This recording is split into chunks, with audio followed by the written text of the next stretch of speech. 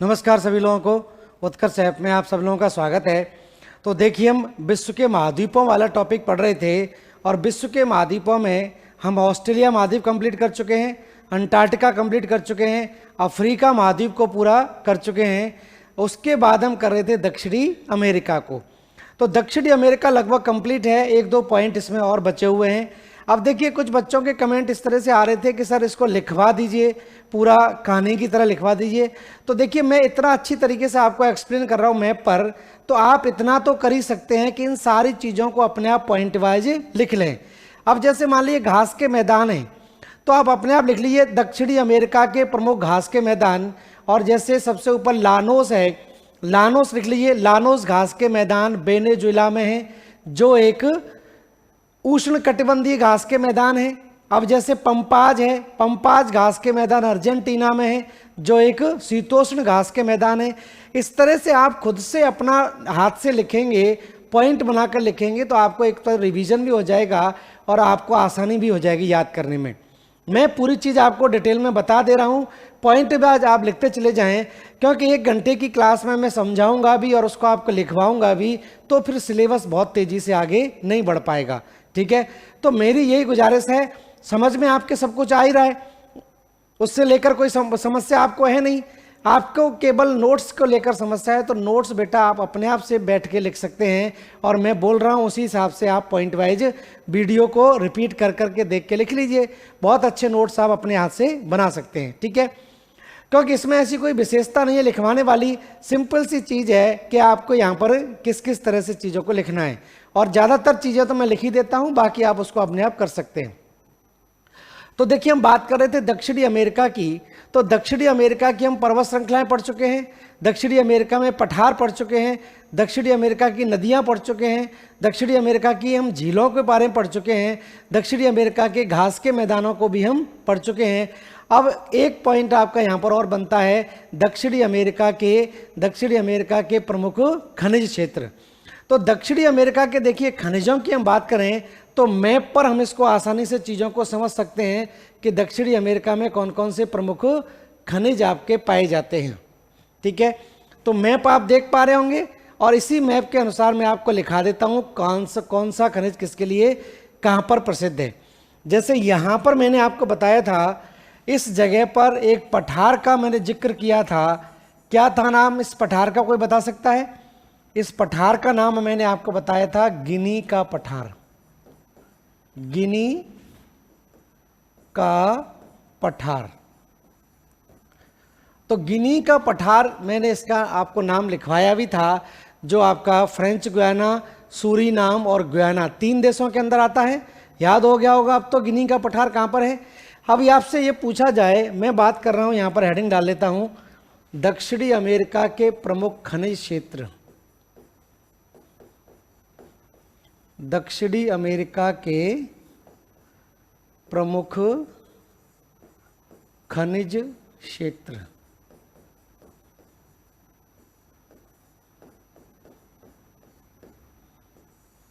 ठीक है, तो यहां पर देखिए क्या क्या स्थिति बनती है। तो गिनी का पठार किस खनिज के लिए प्रसिद्ध है? तो गिनी का पठार लिख लेना, बॉक्साइट के लिए प्रसिद्ध है। बॉक्साइट, बॉक्साइट के लिए जाना जाता है। ठीक है, यहीं पर ब्राज़ील में ये पठारी क्षेत्र है, और पठार जो है वो खनिजों के भंडार होते हैं, ध्यान रखना। ब्राज़ील में यहाँ पर ब्राज़ील के पठार के अंदर एक क्षेत्र पड़ता है अमापा क्षेत्र, जो मैग्नीज के लिए जाना जाता है। और यहीं पर एक और क्षेत्र पड़ता है पठारी क्षेत्र में ही, जिसको बोलते हैं पिलवरा क्षेत्र। ठीक है, तो अमापा क्षेत्र, अमापा क्षेत्र, ठीक है, और दूसरा है पिलवरा क्षेत्र। पिलवरा क्षेत्र, ठीक है। तो ब्राजील का अमापा क्षेत्र ध्यान रखना मैग्नीज के लिए जाना जाता है, ये मैग्नीज के लिए है, मैग्नीज। और ब्राजील का पिलवरा क्षेत्र लौह अयस्क के लिए प्रसिद्ध है, लौह अयस्क। तो ये लॉएस्क के लिए जाना जाता है और ये अमापा क्षेत्र मैग्नीज के लिए। दोनों कहाँ पर हैं? ब्राजील के अंदर है। ब्राजील आप देख रहे हैं, दोनों कहाँ पर हैं? ब्राजील में, ब्राजील के अंदर है। अमापा क्षेत्र मैग्नीज के लिए और पिलबरा क्षेत्र लॉएस्क के लिए जाना जाता है। अब देखिए हम बात करें, कई बार एग्जाम में आ चुका है, यहां पर बोलीविया का पठार है। बोलीविया पठार हम पढ़ चुके हैं, दक्षिणी अमेरिका का सबसे ऊंचा पठार कहलाता है। और ये बोलीविया का जो पठार है ये कई बार एसएससी वगैरह में पूछा भी जा चुका है। बोलीविया पठार, बोलीविया पठार ध्यान रखना किसके लिए जाना जाता है? टिन के भंडार के लिए जाना जाता है। टिन के भंडार के लिए प्रसिद्ध है, विश्व में प्रसिद्ध है, ये ध्यान रखना। टिन के लिए जाना जाता है बोलीविया का पठार। और ये चिली है, ये देश आप देख रहे हैं यहाँ से लेकर यहाँ तक चिली है। ये पूरा का पूरा क्या कहलाता है? चिली कहलाता है, ठीक है।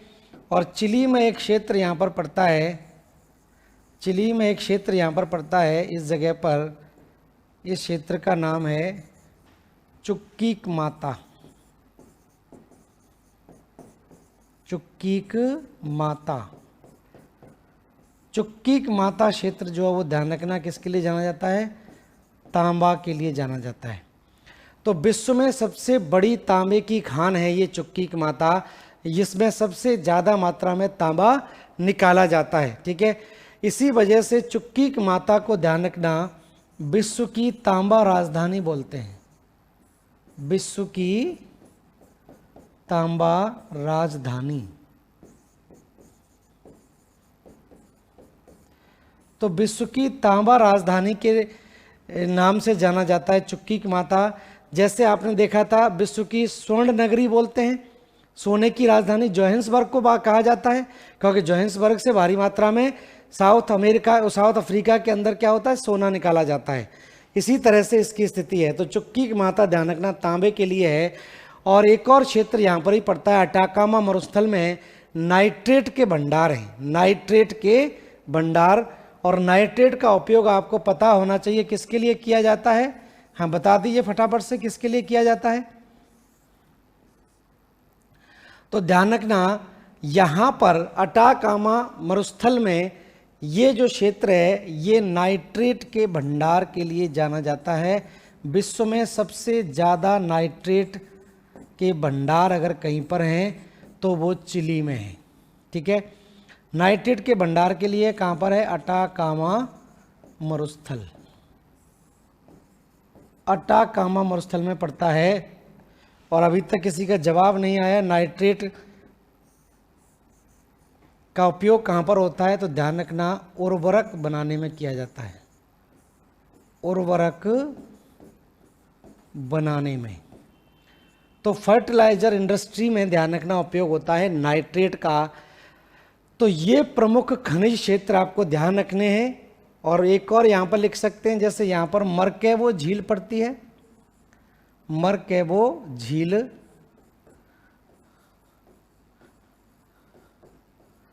कोलंबिया में मरकेबो झील मैंने बताई थी।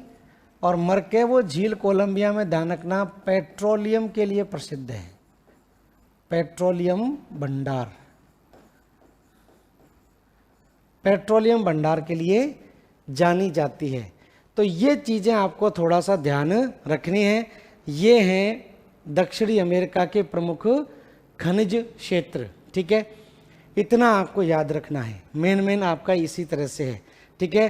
दोबारा से एक बार रिपीट कर दूं, अमापा क्षेत्र ब्राज़ील में मैग्नीज के लिए प्रसिद्ध है, ब्राज़ील का पिलबरा क्षेत्र लॉएस्क के लिए प्रसिद्ध है, चिली के अंदर अटाकामा मरुस्थल नाइट्रेट के भंडार के रूप में जाना जाता है जिससे फर्टिलाइजर बनाया जाता है, चिली के अंदर चुक्कीक माता विश्व की तांबा राजधानी कहलाती है, बोलीविया विश्व में सबसे बड़ा टिन का भंडार है, और गिनी का पठार बॉक्साइट के लिए जाना जाता है, और ऊपर की तरफ मरकेबो झील जो है वो पेट्रोलियम भंडार के लिए जानी जाती है।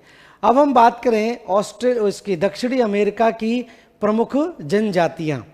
तो दक्षिणी अमेरिका की जनजातियों में से कभी कभार ही पूछा जाता है, मेनली आपका अफ्रीका से पूछते हैं, लेकिन फिर भी आपको पता होना चाहिए कौन कौन सी जनजातियां यहाँ पर पाई जाती हैं। तो ब्राजील के अंदर ही जनजातीय क्षेत्र आपका है, तो इस तरह से यहाँ पर जान लेते हैं। अगला मैप ले लेते हैं। तो दक्षिणी अमेरिका में ध्यान रखना, ब्राजील के अंदर यहाँ पर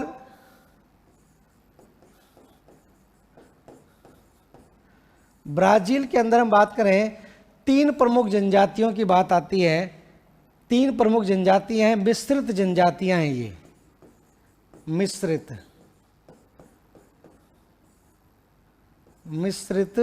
जनजातियां। ठीक है, तो ये जो मिश्रित जनजातियां मतलब क्या है कि यूरोप और अफ्रीका की मिश्रित जनजातियां हैं।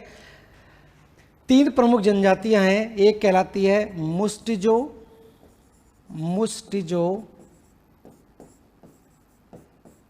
दूसरी है मुलेटो और तीसरी है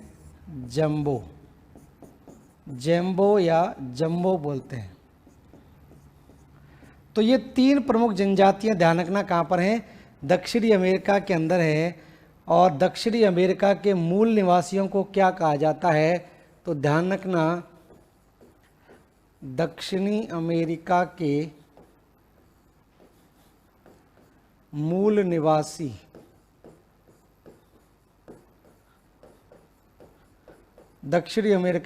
निवासी रेड इंडियन कहलाते हैं। ध्यान रखना, रेड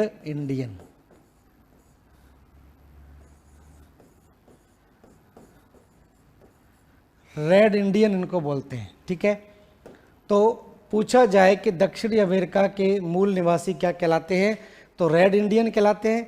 इंडियन इसलिए बोलते हैं क्योंकि इनके भी बाल काले होते हैं, और रेड इसलिए बोलते हैं क्योंकि इनका रंग जो है वो हम लोगों से थोड़ा सा ज़्यादा ब्राइट होता है। ठीक है, तो ये रेड इंडियन यहाँ के मूल निवासी कहलाते हैं। और यहाँ की 3 प्रमुख जनजातियाँ ध्यान रखनी है, मुस्टिजो, मुलेटो और जेम्बो।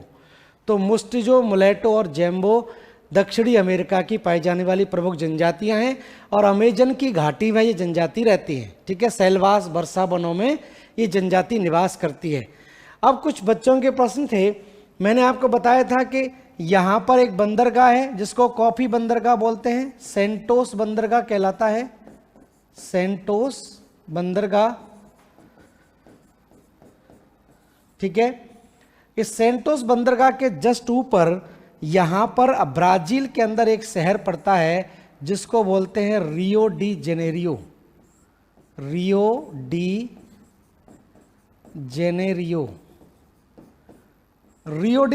कहलाता है ये यहाँ का सबसे प्रमुख शहर है। और रियो डी जेनेरियो में ही आपको पता होगा 22 अप्रैल 1992 को पृथ्वी सम्मेलन का आयोजन किया गया था। तो यही रियो आपका शहर है जहाँ पर, ध्यान रखना, यहाँ पर मैं इसको लिख देता हूँ, 22 अप्रैल 1992, 22 अप्रैल 1992 को यहाँ पर क्या किया गया था, पृथ्वी सम्मेलन का आयोजन किया गया, पृथ्वी सम्मेलन।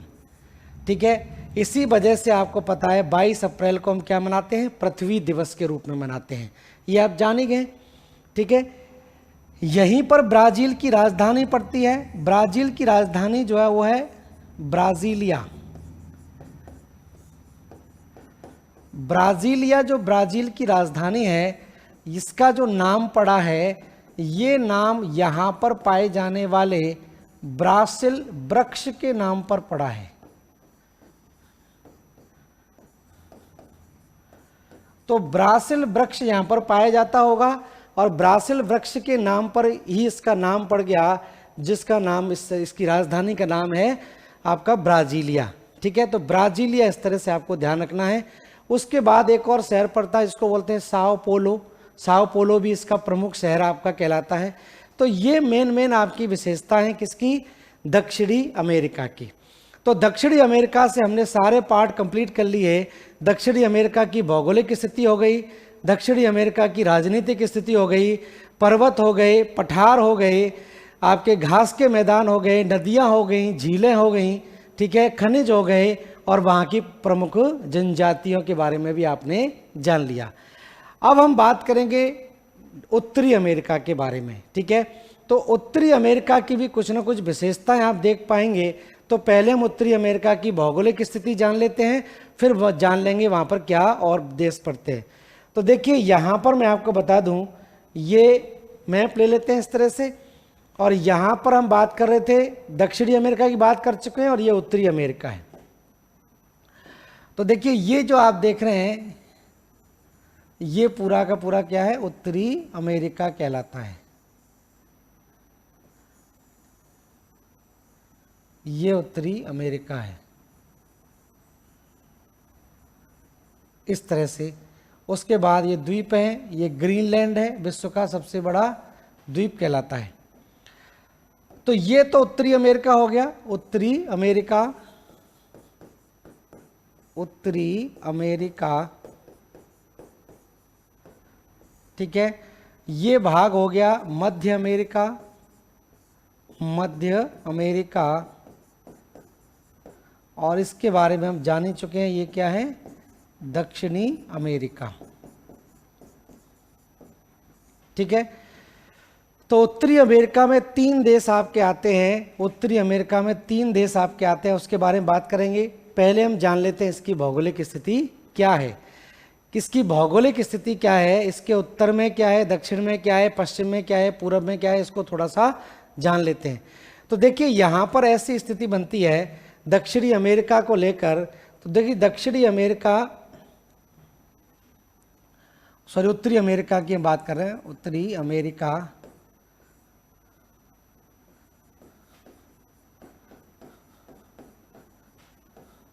तो उत्तरी अमेरिका में 3 देश आते हैं, अमेरिका। ठीक है, उत्तरी अमेरिका में 3 प्रमुख देश आते हैं, इसको हम बोलते हैं कनाडा, यूएसए, संयुक्त राज्य अमेरिका, और मैक्सिको।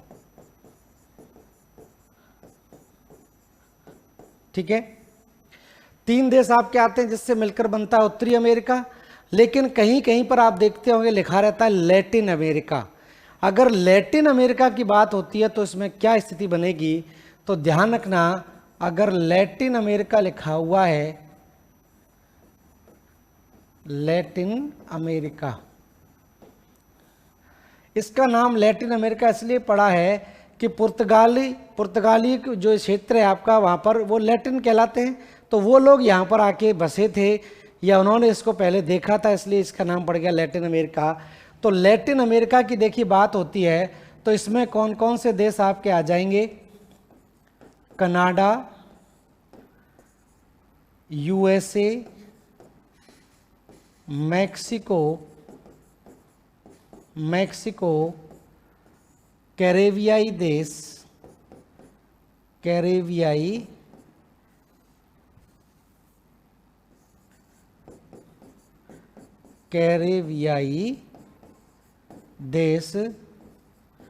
कैरेबियाई देश, और उसके बाद मध्य अमेरिका।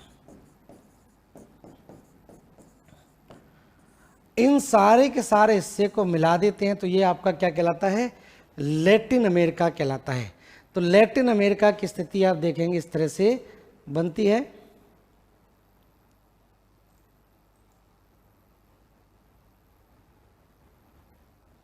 लैटिन अमेरिका, ठीक है, तो इस तरह से ये भाग आपका क्या कहलाएगा, ये इतना जो हिस्सा है लैटिन अमेरिका, तो इसमें मैक्सिको, सॉरी गलत लिख गया, लैटिन अमेरिका की बात आती है, ध्यान रखना, इसमें मैक्सिको, यूएसए कनाडा को हटा देंगे, मैक्सिको, उसके बाद कैरेबियाई देश,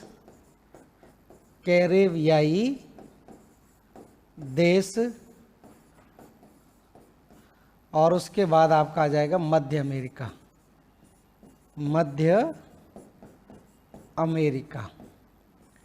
ये मिलकर बनता है आपका लैटिन अमेरिका। ये अंतर है, ध्यान रखना, अमेरिका में, उत्तरी अमेरिका में और लैटिन अमेरिका में। मैक्सिको से नीचे वाला भाग जो है वो, ठीक है, और दक्षिणी अमेरिका से ऊपर वाला भाग आपका क्या कहलाता है, लैटिन अमेरिका कहलाता है। और मध्य अमेरिका में 7 देश आते हैं, मैं आपको बता ही चुका हूँ, ठीक है। मध्य अमेरिका में 7 देश आते हैं छोटे छोटे, उनके बारे में मैं बात कर ही चुका हूँ। जैसे ग्वाटेमाला मैंने आपको बताया था, ब्लीज एक और छोटा सा देश है, एल साल्वाडोर है, होंडुरस है, कोस्टा रिका है, निकारागुआ है, पनामा है। ये देश आपके मध्य अमेरिका के अंदर आते हैं, ठीक है। तो मैक्सिको, कैरेबियाई देश आपके आ जाएंगे, छोटे छोटे द्वीप समूह वाले देश हैं, जैसे त्रिनाद एंड टोबैगो है, ये सब आते हैं इसके अंदर। मैक्सिको, कैरेबियाई देश और मध्य अमेरिका को मिलकर बनता है लैटिन अमेरिका।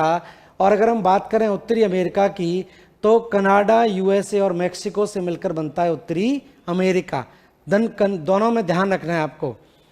अब देखिए कुछ और चीज़ें यहाँ पर जान लेते हैं, जैसे ग्रीनलैंड है। ग्रीनलैंड आप सब जानते हैं, ग्रीनलैंड क्या है, उत्तरी अमेरिका, वो विश्व का सबसे बड़ा द्वीप कहलाता है। लेकिन आपसे प्रश्न पूछा जाए कि भौगोलिक दृष्टि के आधार पर ग्रीनलैंड किसका भाग है, किस महाद्वीप का हिस्सा है, ठीक है। तो ऑप्शन देते हैं, उत्तरी अमेरिका, यूरोप, दक्षिणी अमेरिका या एशिया। भौगोलिक दृष्टि से तो यहाँ पर एक पॉइंट आपको ध्यान रखना है, भौगोलिक दृष्टि से ग्रीनलैंड उत्तरी अमेरिका का भाग है, लेकिन राजनीतिक और प्रशासनिक दृष्टि से ये किसका है, यूरोप का हिस्सा है। आपको पता होगा डेनमार्क के अधीन है, डेनमार्क के अधीन आता है ग्रीनलैंड। तो भौगोलिक दृष्टि से अगर प्रश्न पूछा जाता है, ज्योग्राफिकली अगर देखा जाए तो ये उत्तरी अमेरिका महाद्वीप के अंदर आता है, लेकिन राजनीतिक दृष्टि से या प्रशासनिक दृष्टि से देखा जाए तो ये किसका है, यूरोप का हिस्सा है। तो ये पॉइंट थोड़ा सा ध्यान रखना है। तो मैं यहाँ पर लिख देता हूँ इस पॉइंट को, क्योंकि इंपॉर्टेंट है, कंफ्यूज करने वाला है। ग्रीनलैंड, ग्रीनलैंड, ठीक है, विश्व का सबसे बड़ा द्वीप है। पहली चीज तो ध्यान रखना, विश्व का सबसे बड़ा द्वीप। दूसरी इसकी विशेषता है, ग्रीनलैंड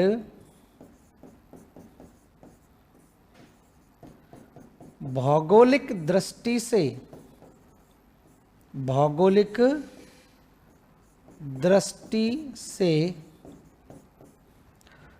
उत्तरी अमेरिका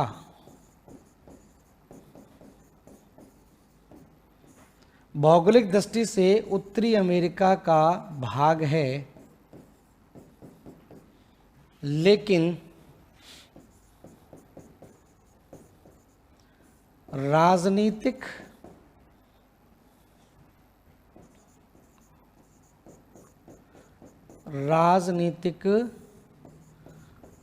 एवं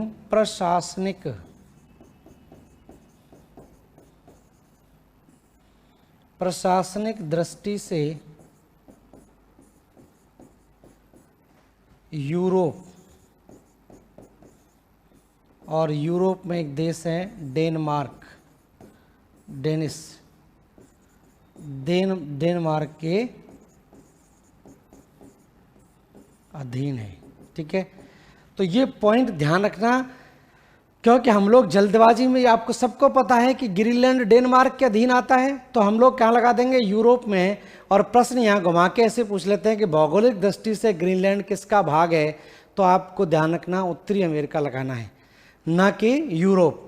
लेकिन अगर प्रशासनिक दृष्टि से पूछा जाए तो आप इसको यूरोप लगा सकते हैं।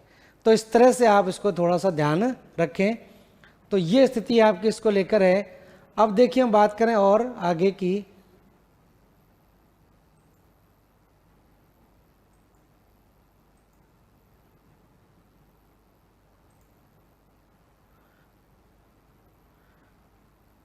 ठीक है। तो बहुत सारी चीजें अभी इसमें जानने वाली हैं। देखिए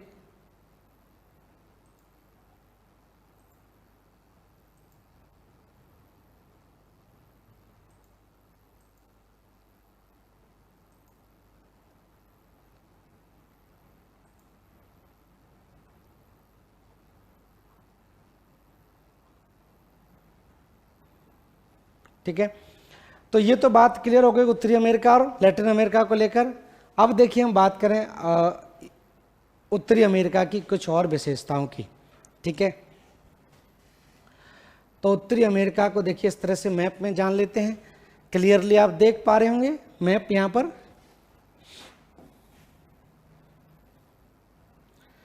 तो देखिए स्थिति यहाँ पर क्या बनती है, मैं बता दूं आपको। ये वाला हिस्सा 3 देश आप देख पा रहे होंगे। ये तो कनाडा है, ये कनाडा, ये यूएसए और ये कहलाता है मैक्सिको। कनाडा, यूएसए और मैक्सिको। ठीक है, 3 देश आ गए, कनाडा, यूएसए और मैक्सिको, 3 देश आते हैं। और यूएसए का ही एक भाग आप देख पा रहे होंगे यहाँ पर, यूएसए का ही ये भाग है जो यूएसए ने रूस से खरीद लिया था। ये वाला भाग आपका क्या कहलाता है, ये कहलाता है अलास्का। ये है अलास्का। ठीक है, तो Mexico, USA, Canada, Alaska USA का ही पार्ट है। ठीक है, इस तरह से ध्यान रखना है। अब यहाँ पर क्या स्थिति बनती है, तो देखिए यहाँ पर इस स्थिति क्या है कि उत्तरी अमेरिका के अगर हम पूरब में चले जाएं तो उत्तरी अमेरिका के पूरब में ध्यान रखना क्या है, अटलांटिक महासागर है। अटलांटिक महासागर पड़ता है। ठीक है, उत्तरी अमेरिका के पश्चिम में चले जाएं तो यहाँ पर क्या पड़ता है, प्रशांत महासागर पड़ता है। प्रशांत महासागर यहाँ पर स्थित है। ठीक है, उत्तर की ओर चले जाएं तो यहाँ पर क्या है, आर्कटिक महासागर है। आर्कटिक महासागर या उत्तरी महासागर कहलाता है। और इसके नीचे चले जाएं तो ये वाला भाग जो है ये क्या है, ये मध्य अमेरिका है। मैक्सिको के नीचे तक ये वाला भाग जो है वो क्या कहलाता है, मध्य अमेरिका।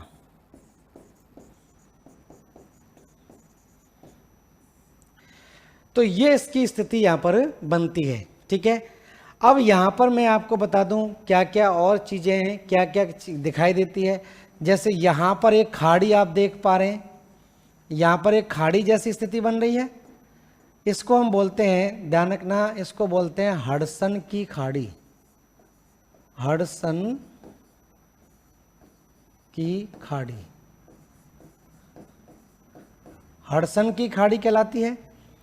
इसी तरह से इस भाग में भी आप देख रहे हैं एक खाड़ी है इस जगह पर, ये खाड़ी कहलाती है। मैक्सिको के बगल में यहाँ पर एक खाड़ी है।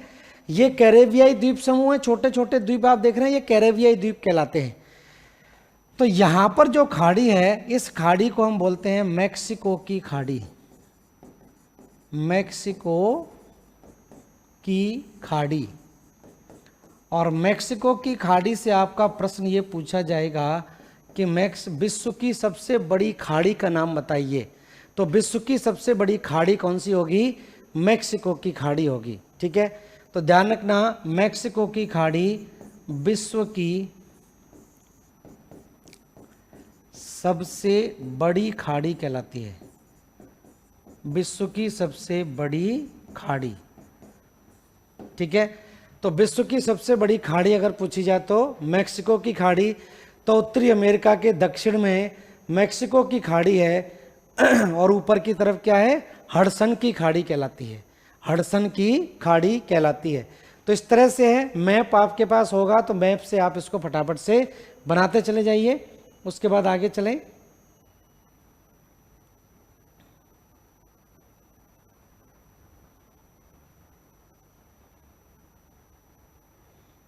ठीक है, तो ये उत्तरी अमेरिका की हम बात कर रहे थे। मैप में आप इसको आसानी से देख सकते हैं। अब देखिए हम उत्तरी अमेरिका की थोड़ी भौगोलिक स्थिति को देखें। भौगोलिक स्थिति को देखा जाए तो उत्तरी अमेरिका में 4 भाग दिखाई देते हैं। उत्तरी अमेरिका क्या है, 4 प्रमुख भागों में विभाजित है। जैसे भारत के भौतिक प्रदेश आपने देखा होगा, 6 भौतिक प्रदेशों में बांटा गया है। इसी तरह से उत्तरी अमेरिका को 4 भौतिक प्रदेशों में बांटा गया है। 4 भौतिक प्रदेशों में इसको विभाजित किया गया है। कौन कौन से 4 भौतिक प्रदेश हैं इसको इस मैप पर देख लेते हैं। तो ध्यान रखना उत्तरी अमेरिका की हम बात कर रहे हैं, उत्तरी अमेरिका। तो उत्तरी अमेरिका को 4 भौतिक प्रदेश,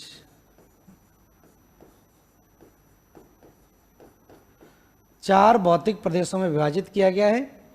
ठीक है, एक कहलाता है पश्चिमी कार्डिलेरा, पश्चिमी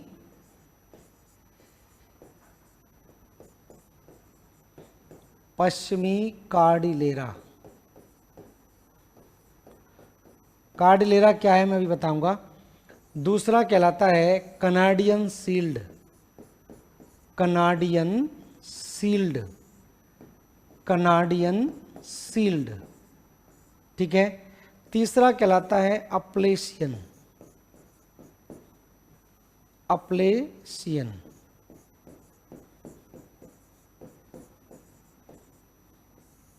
अपलेशियन भाग कहलाता है तीसरा, अपलेशियन क्षेत्र। और चौथे भाग की अगर हम बात करें तो ये मध्य का मैदानी भाग कहलाता है, मध्य का मैदानी भाग। तो इस तरह से 4 भागों में इसको बांटा गया है। अब देखिए कार्डिलेरा क्या होता है, अभी हम जान जाएंगे, आप लोग मैं डायग्राम में भी बताऊंगा।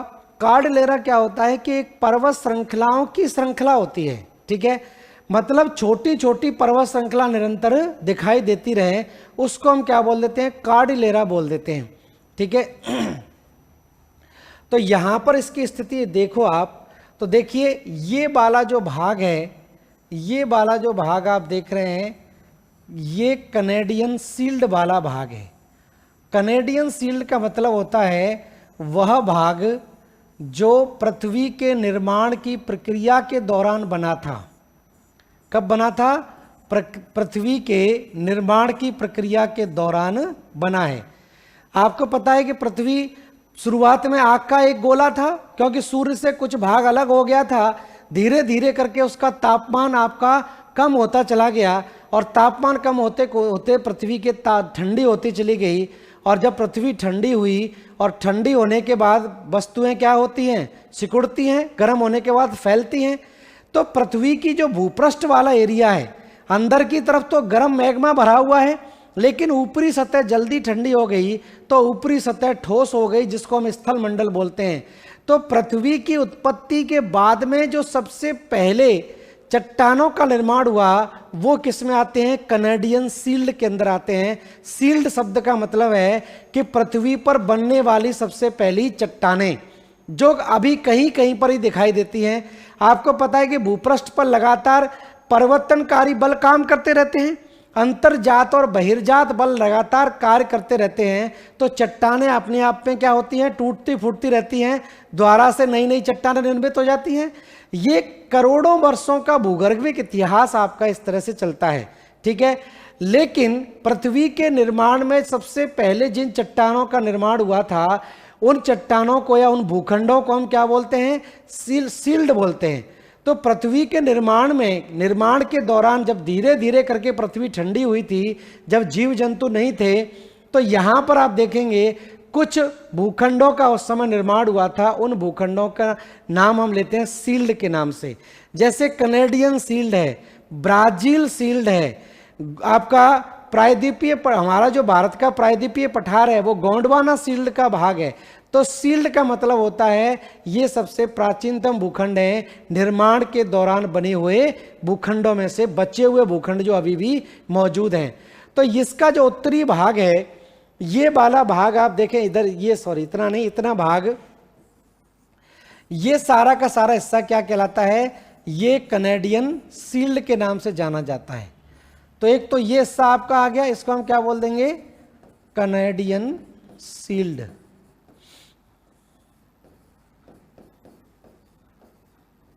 ठीक है, उसके बाद हम बात करें तो यहां से लेकर यहां तक ये जो पूरा बचा हुआ भाग है इतना, ये सारा का सारा क्या कहलाता है? ये पश्चिमी कार्डिलेरा कहलाता है। कार्डलेरा मतलब पर्वत श्रृंखलाओं की श्रृंखला पाई जाती है। अभी हम देखेंगे यहाँ पर निरंतर पर्वत श्रृंखलाएं दिखाई आपकी देती हैं। तो ये भाग ध्यान रखना क्या कहलाता है, पश्चिमी। टेक्निकल टर्म है, कार्डलेरा की कोई हिंदी नहीं है, ध्यान रखना।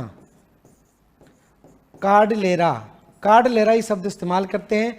कार्डलेरा का मतलब है जैसे एक पर्वत श्रृंखला आ गई, फिर दूसरी पर्वत श्रृंखला, फिर तीसरी पर्वत श्रृंखला, चौथी पर्वत श्रृंखला, इस तरह से पर्वत श्रृंखलाएं एक क्रम में ऐसे लगी रहती हैं। तो ऐसी जो आकृति बनती है, ऐसा जो भू पृष्ठ है, उसको हम बोलते हैं कार्डलेरा। ठीक है, तो ये कार्डलेरा वाला भाग कहलाता है। और ये वाला भाग आप देखें इधर से, इतना हिस्सा ये अपलेशियन पर्वत श्रृंखला का भाग है। मतलब अरावली के समकालीन एक पर्वत श्रृंखला और नजर आती है जिसको बोलते हैं हम अपलेशियन। तो ये अपलेशियन क्षेत्र कहलाता है, अपलेशियन क्षेत्र। और बचा ये बीच का भाग, ये वाला हिस्सा जो आप देख पा रहे हैं, ये वाला भाग इसमें क्या है, मैदानी भाग है। तो ये विस्तृत मैदानी भाग है, इसको हम बोलते हैं मैदानी भाग। ये स्थिति बनती है। तो ये है उत्तरी अमेरिका की स्थिति जो 4 भागों में बटा हुआ है। इसको कनेडियन शील्ड भी बोलते हैं और इसको ध्यान रखना लॉरियन शील्ड भी कहा जाता है, लॉरियन शील्ड, लॉरियन शील्ड भी इसको बोल देते हैं। ठीक है, शील्ड का मतलब होता है, लिख लेना यहां पर, प्राचीनतम भूखंड। प्राचीनतम भूखंड कैनेडियन शील्ड के रूप में, एक स्थिर भूखंड के रूप में जाना जाता है। और उसके बाद ये खाड़ी है जिसको हम बोल रहे थे मैक्सिको की खाड़ी,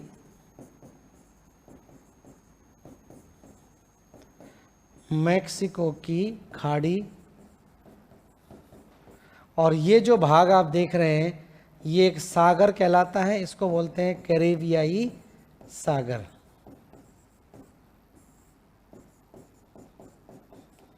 कैरेबियाई सागर। तो ये स्थिति बनती है किसको लेकर, उत्तरी अमेरिका में जो आपका भौतिक भाग है। ठीक है, अब हम बात करें उत्तरी अमेरिका की प्रमुख पर्वत श्रृंखलाओं की। तो यहाँ से भी प्रश्न आपका पूछा जाता है कि उत्तरी अमेरिका में कौन कौन सी पर्वत श्रृंखलाएं आपकी दिखाई देती हैं। तो मैप पर ही मैं ले लेता हूँ। उत्तर से दक्षिण में बहुत सारी पर्वत श्रृंखला आपको उत्तरी अमेरिका में दिखाई देगी और वही आपके प्रश्न भी बनते हैं। जैसे सीधा प्रश्न आपका बन जाएगा कि उत्तरी अमेरिका की सबसे ऊंची चोटी कौन सी है, या उत्तरी अमेरिका में सबसे लंबी पर्वत श्रृंखला कौन सी है। तो सबसे लंबी पर्वत श्रृंखला उत्तरी अमेरिका की आपको पता ही है कौन सी होगी, रॉकी पर्वत श्रृंखला होगी। तो यहाँ पर यह भी पूछा जाएगा कि रॉकी पर्वत श्रृंखला की सबसे ऊंची चोटी कौन सी है, या उत्तरी अमेरिका की सबसे ऊंची चोटी कौन सी है। तो ये सारी चीज़ें क्या हैं, अलग अलग हैं, इसलिए जानना जरूरी है। तो अब हम बात करेंगे नेक्स्ट डायग्राम में उत्तरी अमेरिका की प्रमुख पर्वत श्रृंखलाएं। ठीक है, तो यहाँ मैं हेडिंग डाल लेता हूँ उत्तरी, या सीधी लिख लीजिए पर्वत श्रृंखलाएं। उत्तरी अमेरिका तो है ही है।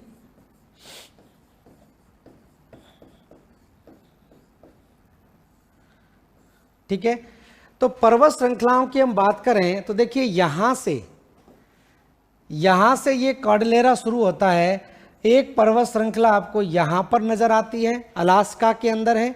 ठीक है, उसके बाद एक पर्वत श्रृंखला यहां पर इस तरह से नजर आती है। ठीक है, उसके बाद एक पर्वत श्रृंखला और यहाँ नजर आती है, एक और यहाँ पर नजर आती है, और एक यहाँ पर नजर आती है। तो ये पर्वत श्रृंखलाओं की एक तरह से सीरीज हो गई, यहाँ से लेकर यहाँ तक। ठीक है, उसके बाद यहाँ से लेकर यहाँ तक हम बात करें तो यहाँ से लेकर यहाँ तक इस तरह से ये रॉकी पर्वत श्रृंखला है। ये इसका एक और आगे भाग आपका कहलाता है। ठीक है, इस तरह से। और यहाँ पर हम बात करें एक और पर्वत श्रृंखला है इस तरह से, ये कनाडा की सबसे लंबी पर्वत श्रृंखला के रूप में भी जानी जाती है। क्लियरली आप देख पा रहे होंगे शायद। ठीक है, और यहाँ पर एक और पर्वत श्रृंखला इस तरह से दिखाई देती है। तो आप देख रहे हैं ये पूरा का पूरा हिस्सा किससे भरा हुआ है, पर्वत श्रृंखलाओं से भरा हुआ है। इसीलिए आपसे पूछा जाता है, इसी पश्चिमी भाग को क्या बोलते हैं, कार्डलेरा शब्द नाम दिया जाता है। ठीक है, और यहाँ पर आप जानते हैं इस भाग में ये अपलेशियन पर्वत श्रृंखला है। ये कौन सी है, अपलेशियन पर्वत श्रृंखला। और बीच में मैदानी भाग है, बीच में नदियां बहती हैं। ठीक है, इस तरह से है। अब यहां से इनके नाम लिखना हम शुरू करें तो देखिए यहां पर एक पर्वत श्रृंखला दिखाई दे रही है, इसको बोलते हैं अलास्कन रेंज। अलास्कन रेंज या अलास्कन पर्वत श्रृंखला भी लिख सकते हैं। अलास्कन रेंज कहलाएगी। अलास्कन रेंज के जस्ट नीचे आप देखेंगे यहां पर एक और रेंज दिखाई देती है, इसको बोलते हैं कोस्ट रेंज। कोस्ट रेंज कहलाती है। इसके नीचे एक और पर्वत श्रृंखला दिखाई देती है, इसको बोलते हैं कैस्केड। कैस्केड रेंज कहलाती है। रेंज मतलब पर्वत श्रृंखला होती है, इंग्लिश शब्द है। ठीक है, कैस्केड रेंज यहां पर दिखाई देगी। यहां पर एक और पर्वत श्रृंखला दिखाई देगी जिसको हम बोलते हैं सियरा नवादा। सियरा नवादा। ठीक है, यहां पर एक और है, मैक्सिको में पहुंच गए। मैक्सिको में यहां पर दिखाई दे रही है, इसको बोलते हैं पश्चिमी सियरा माद्रे। पश्चिमी सियरा माद्रे। ठीक है, और इसको बोलते हैं पूर्वी सियरा माद्रे।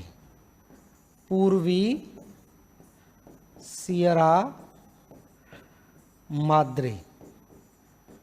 पश्चिमी सियरा माद्रे और पूर्वी सियरा माद्रे, इसके दोनों के बीच में एक पठार पड़ता है जिसको बोलते हैं हम मैक्सिको का पठार।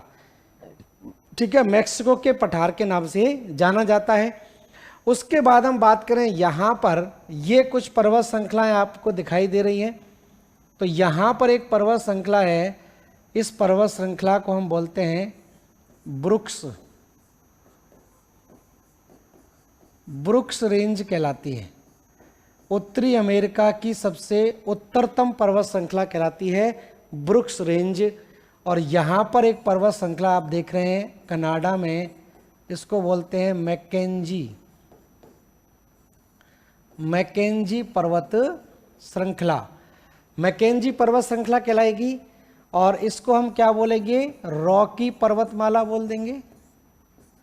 रॉकी पर्वतमाला।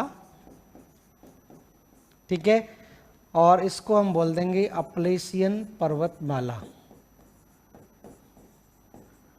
अपलेशियन पर्वतमाला। ठीक है, तो ये स्थिति आप देख पा रहे होंगे क्लियरली, ये प्रमुख पर्वत श्रृंखला यहाँ पर दिखाई दे रही है। अब बात करें हम सबसे ऊंची चोटी की, तो ध्यान रखना उत्तरी अमेरिका की सबसे ऊंची चोटी, उत्तरी अमेरिका की सबसे ऊंची चोटी ध्यान रखना रॉकी पर्वत श्रृंखला में नहीं पड़ती है। उत्तरी अमेरिका की सबसे ऊंची चोटी कहाँ पर है, अलास्का में है। और कोई बता सकता है आप में से कौन सी उत्तरी अमेरिका की सबसे ऊंची चोटी है? उत्तरी अमेरिका की सबसे ऊंची चोटी का नाम बताइए। या ये भी पूछा जाता है कि रॉकी पर्वत श्रृंखला की सबसे ऊंची चोटी कौन सी है। ठीक है, तो मैं यहाँ पर आपको बता दूं, यहाँ पर इस जगह पर अगर आप लेते हैं तो रॉकी पर्वत श्रृंखला की सबसे ऊंची चोटी ध्यान रखना अलास्का में पड़ती है और इसको बोलते हैं माउंट मैककिनले। माउंट मैककिनले ध्यान रखना, ये उत्तरी अमेरिका की सबसे ऊंची चोटी कहलाती है। उत्तरी अमेरिका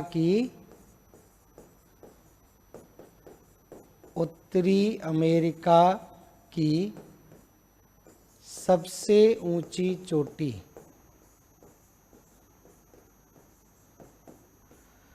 तो उत्तरी अमेरिका की सबसे ऊंची चोटी कहलाएगी कौन सी, माउंट मैककिनले। और अगर बात करें हम रॉकी पर्वत की, तो रॉकी पर्वत श्रृंखला की सबसे ऊंची चोटी यहाँ पर बना लें। उत्तरी अमेरिका इसकी रॉकी पर्वत श्रृंखला की सबसे ऊंची चोटी यूएसए में पड़ती है, इसको बोलते हैं माउंट एल्बर्ट। माउंट एल्बर्ट, ध्यान रखना, ये उत्तरी अमेरिका रॉकी पर्वत श्रृंखला की सबसे ऊंची चोटी है, जबकि पूरे के पूरे उत्तरी अमेरिका की सबसे ऊंची चोटी मैककिनले, ध्यान रखना। और अपलेशियन पर्वत की सबसे ऊंची चोटी की बात करें तो अपलेशियन पर्वत श्रृंखला की सबसे ऊंची चोटी है, इसको बोलते हैं माउंट मिसेल। Mount micelle. और ये जो अपलेशियन पर्वतमाला है, ये उत्तरी अमेरिका की प्राचीनतम पर्वत श्रृंखला है। प्राचीनतम पर्वत श्रृंखला, ठीक है। तो ध्यान रखना, अरावली के बाद अगर कोई विश्व की सबसे ज्यादा प्राचीनतम पर्वत श्रृंखला है तो वो अपलेशियन है, ठीक है। अरावली के बाद में इसकी उत्पत्ति हुई है अपलेशियन पर्वतमाला की। तो इस तरह से ध्यान रखें, ये मेन पर्वत श्रृंखला आप देख पा रहे होंगे। और अब इसके बारे में थोड़ा सा लिख लेते हैं, इनकी क्या क्या स्थिति बन रही है, ठीक है। ये क्लियर हो गया होगा। दोबारा से मैं बता दूं, पश्चिमी कार्डिलेरा नाम इसलिए दिया गया है कि पर्वत श्रृंखलाओं की श्रृंखला यहां पर दिखाई दे रही है। Alaskan Range, Coast Range, Cascade Range, Sierra Nevada, पश्चिमी Sierra Madre, Brooks Range, Mackenzie पर्वत श्रृंखला, ये रॉकी पर्वत श्रृंखला, और उसके बाद पूर्वी सियरा माद्रे, ठीक है। और इधर की तरफ पड़ती है अपलेशियन पर्वत श्रृंखला। और उत्तरी अमेरिका की सबसे ऊंची चोटी अलास्कन रेंज में पड़ती है, जिसका नाम है मैककिनले। रॉकी पर्वत श्रृंखला की सबसे ऊंची चोटी माउंट एल्बर्ट है, और अपलेशियन पर्वतमाला की सबसे ऊंची चोटी माउंट मिसेल है। और अपलेशियन पर्वत श्रृंखला, ध्यान रखना, ये विश्व की दूसरी सबसे प्राचीनतम पर्वत श्रृंखला में से आती है आफ्टर अरावली। अरावली के बाद विश्व की दूसरी सबसे प्राचीनतम पर्वत श्रृंखला के रूप में जानी जाती है। तो ये पॉइंट थोड़े से ध्यान रखें। तो ये तो बात हो गई उत्तरी अमेरिका की प्रमुख पर्वत श्रृंखलाओं की, ठीक है। अब एक एक करके कुछ चीजें यहां पर हम जान लेते हैं। तो जैसे हम डाल लेते हैं अपलेशियन, लिख लेते हैं अपलेशियन,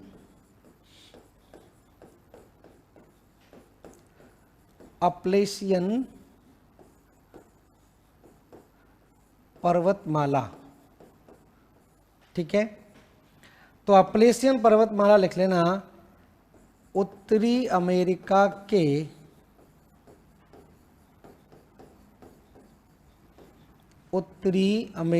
के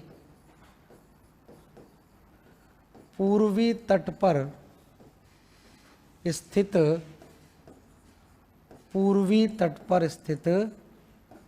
विश्व की दूसरी सबसे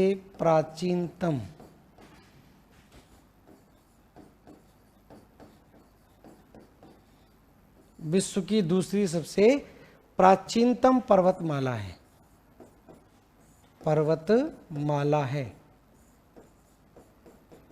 ठीक है। अगला पॉइंट लिख लें इसी में ही, इसकी सबसे ऊंची चोटी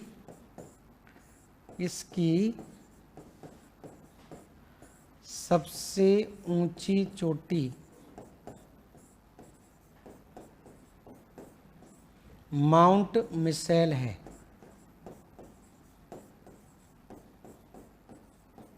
माउंट मिसेल, तो इसकी सबसे ऊंची चोटी कहलाती है माउंट मिसेल, ठीक है।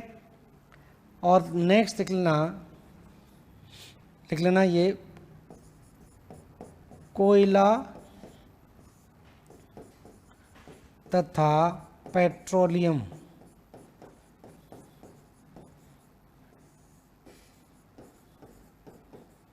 भंडार के लिए प्रसिद्ध है।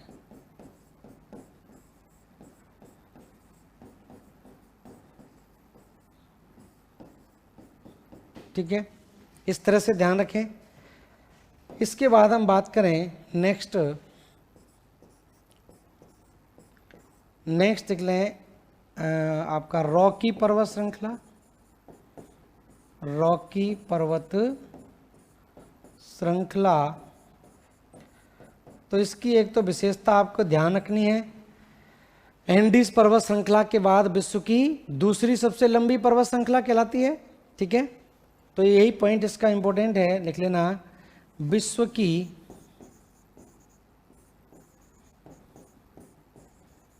दूसरी सबसे लंबी पर्वतमाला है।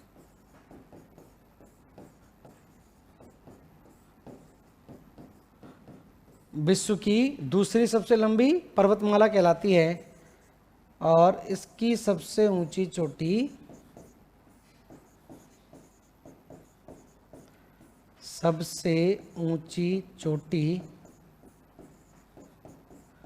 बहुत पूछी जाती, ध्यान रखें इसको, माउंट एल्बर्ट है। माउंट एल्बर्ट, तो इसकी सबसे ऊंची चोटी कहलाती है माउंट एल्बर्ट। नाम आपको जरूर ध्यान रखना है, क्योंकि मैककिनले लगा देते हैं, जबकि मैककिनले रॉकी पर्वत श्रृंखला में है ही नहीं। मैककिनले कहाँ पर है? अलास्का में पड़ती है। ठीक है, अलास्का के अंदर पड़ती है। नेक्स्ट देख लेते हैं ब्रुक्स पर्वत श्रृंखला।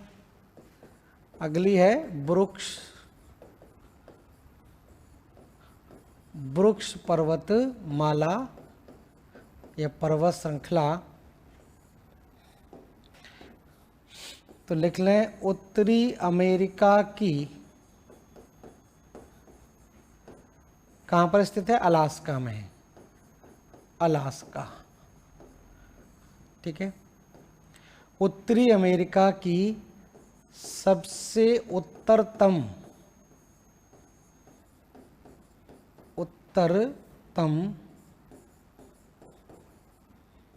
पर्वत श्रृंखला है, पर्वत श्रृंखला है।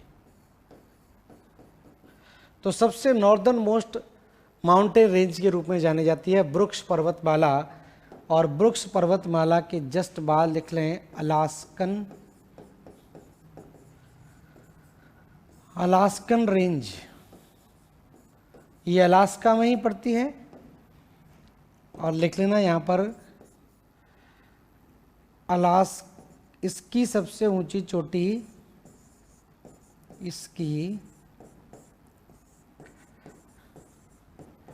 सबसे ऊंची चोटी, इसकी सबसे ऊंची चोटी माउंट मैककिनले है। मैककिनले, ठीक है, माउंट मैककिनले है। ठीक है, जो उत्तरी अमेरिका की सबसे ऊंची चोटी कहलाती है, जो उत्तरी अमेरिका की सबसे ऊंची चोटी कहलाती है।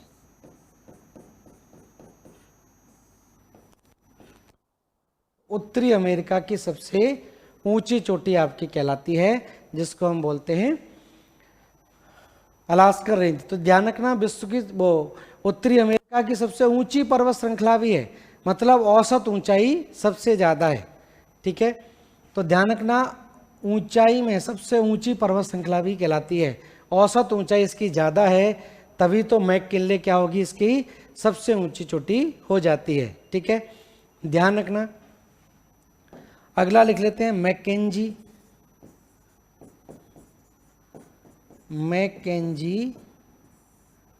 पर्वतमाला या पर्वत श्रृंखला। तो मैकेंजी पर्वत श्रृंखला की देखिए बात होती है, तो लिख लेना कनाडा की सबसे लंबी पर्वत श्रृंखला है। कनाडा की सबसे लंबी तथा सबसे ऊंची पर्वत श्रृंखला है।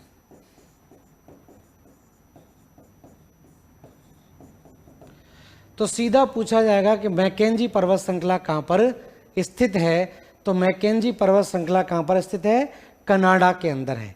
कनाडा के अंदर है, ये ध्यान आपको रखना है। ऊंची है नीची है वो इतना नहीं पूछा जाएगा, लेकिन ये जरूर पूछा जाएगा कि कहाँ पर स्थित है। ठीक है।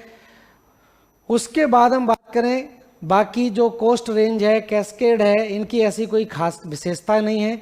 लेकिन सियरा जो नवादा है, सियरा नवादा यहाँ पर एक ब्लॉक पर्वत का उदाहरण है। जैसे भारत में सतपुड़ा मैंने बताया था ब्लॉक पर्वत श्रृंखला है, तो इसी तरह से सियरा जो नवादा है ये उत्तरी अमेरिका में एक ब्लॉक पर्वत श्रृंखला का उदाहरण है। तो ये भी ध्यान रखें। तो एक पॉइंट और यहां पर लिख लें, सियरा नवादा।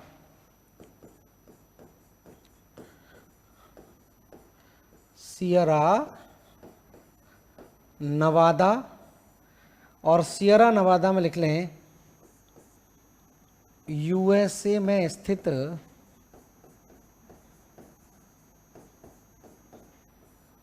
ब्लॉक पर्वत श्रृंखला है। ब्लॉक पर्वत या ब्रंसोत पर्वत श्रृंखला है। ठीक है, ब्रंसोत पर्वत श्रृंखला है। तो सियरा नवादा ब्रंसोत पर्वत श्रृंखला का क्या मतलब है मैं आपको बता दूं। यहाँ पर जैसे कि मान लीजिए ये इस तरह से भूपृष्ठ है, और आपको पता ही है कि आंतरिक क्रियाएं लगातार अंदर की तरफ से अंतर्जात बल काम करते रहते हैं। अब अंदर की तरफ से मान लीजिए इतना ज़्यादा तनाव है, लगातार मैग्मा गर्म होता है, गर्म होगा, फैलेगा फैलेगा, तो ऊपर के ठोस भाग पर क्या बढ़ेगा? दबाव बनाएगा। तो दबाव बनाएगा तो यहाँ पर क्या होता है कि इतना ज़्यादा तनाव हो जाता है, इतना ज़्यादा यहाँ पर तनाव हो जाता है कि यहाँ पर एक भ्रंश पड़ जाता है, दरार पड़ जाती है। ठीक है। अब आगे जाके इस दरार के साथ स्थिति क्या बनती है कि यहाँ पर ये हिस्सा मान लीजिए नीचे धंस गया, लेकिन बीच वाला भाग ऐसे ही रहा, ये हिस्सा यहीं की यहीं रह गया, दोनों तरफ से ये भाग नीचे धंस गया, इधर से भी नीचे चला गया और इधर से भी नीचे धंस गया दोनों तरफ से। तो यहाँ और इसके नीचे धंसने से ये क्या दिखाई देगा? एक पर्वत की तरह दिखाई देगा। इस तरह की जो पर्वत श्रृंखला है उनको हम क्या बोलते हैं? ब्लॉक पर्वत बोलते हैं। ठीक है। जैसे भारत में आपने देखा होगा सतपुड़ा है, भारत में क्या है? सतपुड़ा। और सतपुड़ा में क्या होता है? यही स्थिति बनती है। सतपुड़ा पर्वत श्रृंखला के दोनों तरफ आप देखेंगे भ्रंश बना हुआ है, यहाँ से नर्मदा नदी बहती है और यहाँ से ताप्ती नदी बहने लगती है। तो ये मेन स्थिति आपकी बनती है। तो ये थी दक्षिणी अमेरिका, उत्तरी अमेरिका की प्रमुख पर्वत श्रृंखलाएं। ठीक है। तो उत्तरी अमेरिका की प्रमुख पर्वत श्रृंखलाएं आप जान गए कौन कौन सी हैं, जो विशेष हैं वही मैंने आपको बताया है। बाकी मैक्सिको में सियरा माद्रे और सियरा आपकी वो पश्चिमी सियरा माद्रे और पूर्वी सियरा माद्रे है, उसके बीच में एक पठार पड़ता है जिसको हम बोलते हैं मैक्सिको का पठार। ठीक है। पठारों को भी हम जानेंगे, पठार कई प्रकार के होते हैं, तो उसके एग्जाम्पल के तौर पर हम जानेंगे इसको। ठीक है। तो दो पर्वत श्रृंखलाओं के बीच में जो पठार होते हैं उनको हम अंतर पर्वतीय पठार बोलते हैं या इंटर माउंटेन प्लेट्यू बोलते हैं।